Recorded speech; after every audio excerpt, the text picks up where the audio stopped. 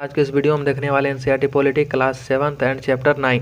हमने 7 chapter complete करा दिया। आपने नहीं देखा है तो प्ले लिस्ट बनाया हुआ आप जाकर देख लीजिए, ठीक है। और उससे पहले एनसीईआरटी रीड कीजिए ताकि बेहतर समझ में आवे। चैप्टर क्या नाम है? समानता के लिए संघर्ष। भारत का संविधान हर भारतीय नागरिक को समान दृष्टि से देखता है, मतलब समान नज़रिए से देखता है। भारत का जो संविधान है हमारा, राज्य और कानून की दृष्टि में किसी भी व्यक्ति के साथ उसकी जाति, लिंग, धर्म, अमीरी या गरीबी होने के आधार पर भेदभाव नहीं किया जा सकता है। हमारा जो संविधान है वो क्या करता है? गरीब अमीर, गरीब हैं आपकी, अमीर हैं या कौन से जाति या कौन से कास्ट से, वो भेदभाव नहीं करता है। मताधिकार से हमारे भीतर समानता का भाव विकसित होता है, लेकिन गरीबी और संसाधनों के अभाव आज भी भारतीय समाज में विषमता और असमानता के सबसे बड़े कारणों में से एक है। 2011 की जनगणना के आंकड़े बताते हैं कि हमारी जनसंख्या में 48.5% महिलाएं हैं और 14.2% मुसलमान हैं, 16.6% दलित हैं और 8.6% आदिवासी हैं। महिलाओं के द्वारा किए गए काम अक्सर ही पुरुषों के कामों की तुलना में क्या होता है? तुच्छ माने जाते हैं, मतलब कम महत्व दिए जाते हैं महिलाओं को काम को। तवा मत्स्य संघ क्या है? जब जंगल के बड़े क्षेत्रों को जानवरों के लिए अभयारण्य घोषित कर दिया जाता है तो हजारों लोग विस्थापित हो जाते हैं, मतलब हजारों लोग बेघर हो जाते हैं। लोगों को नए घर बनाने यानी नई जिंदगी मतलब आरंभ करने की मजबूर हो जाते हैं, नई जिंदगी आरंभ करने के लिए मजबूर हो जाते हैं। छिंदवाड़ा जिले में महादेव पहाड़ियाँ से तवा नदी निकलती है। कहाँ से निकलती है तवा नदी? छिंदवाड़ा जिले से महादेव पहाड़ियाँ से।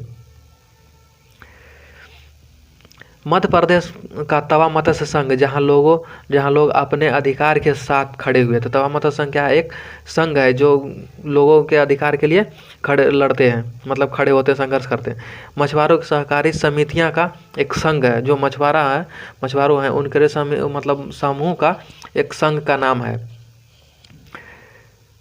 सतपुड़ा के जंगलों से विस्थापित लोगों के अधिकार के लिए लड़ा जा रहा है। क्या मछुआरों जो ये संघ है, क्या किस लिए लड़े जा रहे हैं? संघ के समितियां जो है सतपुड़ा के जंगलों में विस्थापित लोगों का अधिकार के लिए, कि मतलब वहाँ पे जो रहते थे पहले, मतलब निवास करते थे, उनके अधिकार के लिए लड़ा जाता है। औरंगाबाद के नर्मदा नदी से मिलने बैतूल होती हुई आती है। औरंगाबाद से जो नर्मदा नदी से तवा नदी जो है औरंगाबाद में नर्मदा से मिलने बैतूल होती हुई आती है। क्या करती है? बैतूल होती हुई आती है। तवा पर बांध का निर्माण 1998 से लेकर 1978 तक पूरा हुआ। जंगल के बड़े हिस्सों के साथ कृषि भूमि बांध में डूब गई, मतलब जंगल के बहुत बड़े हिस्से जो है कृषि भूमि के बांध में डूब गई। जंगल के निवासी सब खो बैठे। जंगल के निवासी जो थे, जो वहाँ के मतलब मूल निवासी थे, वो क्या हुए? सब कुछ अपना संपत्ति खो बैठे, जो जीने के संसाधन थे वो खो बैठे। अब विस्थापितों ने बांध के आसपास खेती या मछली पकड़ने का व्यवस्था शुरू किया। क्या क्या उन्होंने, जब बांध बंद गया तो उसके बाद क्या क्या वहाँ पे जो विस्थापित लोग थे आसपास में खेती करना चालू किए और मछली पकड़ना भी चालू किए। 1994 में सरकार ने क्या क्या एक उस पर मतलब सरकार ने उस जो मतलब बांध था, जो जलाशय था, उसको निजी ठेकेदार को मतलब सौंप दिया गया। 1994 में सरकार ने तवा बांध में मछली का पकड़ने का, मतलब मछली जो पकड़ते थे उनका जो अधिकार था, निजी ठेकेदारों को सौंप दिया। सरकार ने क्या किया? तवा बांध के जो मछली पकड़ने का अधिकार था, वहाँ के लोगों को, जो विस्थापित लोग थे वो उसमें पहले मछली पकड़ते थे, उनको भी क्या किया? सरकार ने छीन लिया और निजी ठेकेदारों को दे दिया। गांव के लोग अपने अधिकार की रक्षा के लिए क्या किया? तवा मत्स्य संघ का संगठन बनाए। वो अपने रक्षा के लिए बनाए थे तवा मत्स्य संघ का संगठन। TMS तवा मत्स्य संघ ने सरकार से लोगों के जीवन निर्वाह के लिए बांध में मछली पकड़ने की अनुमति मांगी। क्या मांगी? मतलब TMS जो संघ था, तवा मत्स्य संघ, उसने सरकार से जो अनुमति मांगी क्या था? बांध में मछली पकड़ने की अनुमति मांगी थी। मांग के लिए उन्होंने जब वो संघर्ष किया तो उस संघर्ष में उन्होंने चक्का जाम किया था। 1996 में एमपी सरकार ने तय किया कि एमपी सरकार मतलब मध्य प्रदेश की सरकार ने तय किया कि तवा बांध के जलाशय से मछली पकड़ने का अधिकार मतलब विस्थापितों को दे दिया जाए। मतलब वहाँ की जो सरकार थी वो तय कर दिया कि जो उस जलाशय में जो मछली पकड़ने का काम पहले कर रहे थे कौन, वो तवा मत्स्य संघ के आदमी, तो वो क्या कर रहे थे, फिर सरकार ने क्या किया, उनको सौंप दिया, तवा मत्स्य संघ के आदमी को दे दिया गया।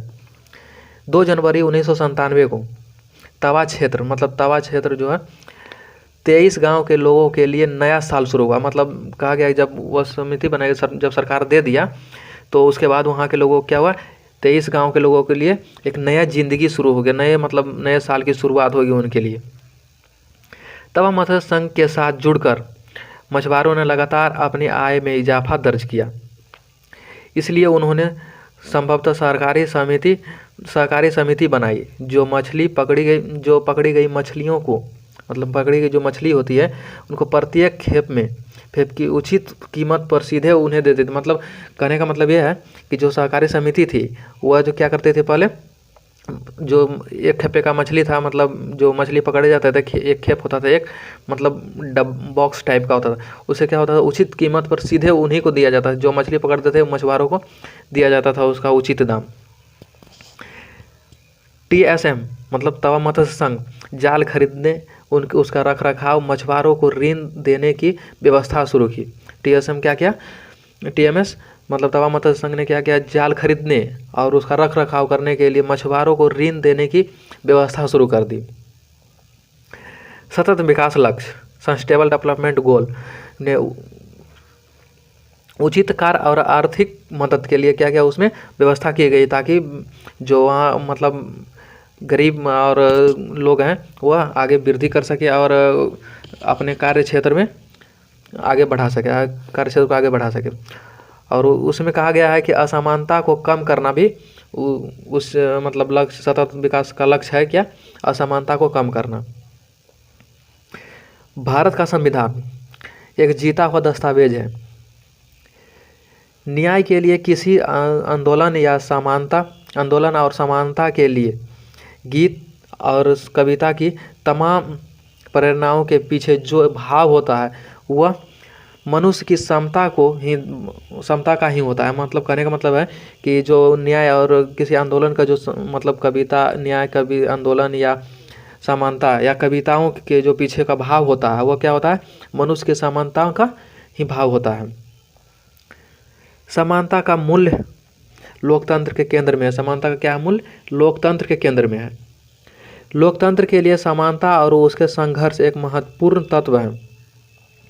व्यक्ति और समुदाय का स्वाभिमान और गरिमा तभी बनी रह सकती है जब उसके पास अपनी और परिवार की सभी ज़रूरतों पूरा करने के लिए पर्याप्त संसाधन हो और उसके साथ कोई भेदभाव नहीं किया जा सकता, तभी वो मतलब गरीब या निचले तबके के लोग आगे बढ़ सकते हैं। तो ये चैप्टर काफ़ी छोटा था, ठीक है, काफ़ी इम्पोर्टेंट भी था। तो इसका आप नोट्स बना लीजिए, पहले NCERT रीड कीजिए अच्छी तरीक़ा से और इसका नोट्स बनाइए।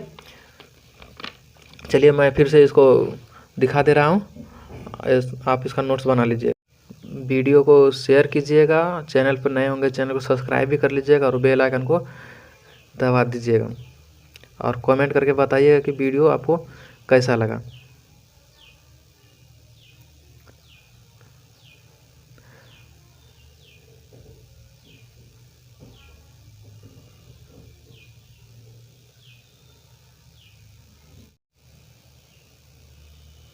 और कमेंट करके ज़रूर बताइएगा कि नोट्स आपको कैसा लग रहा है।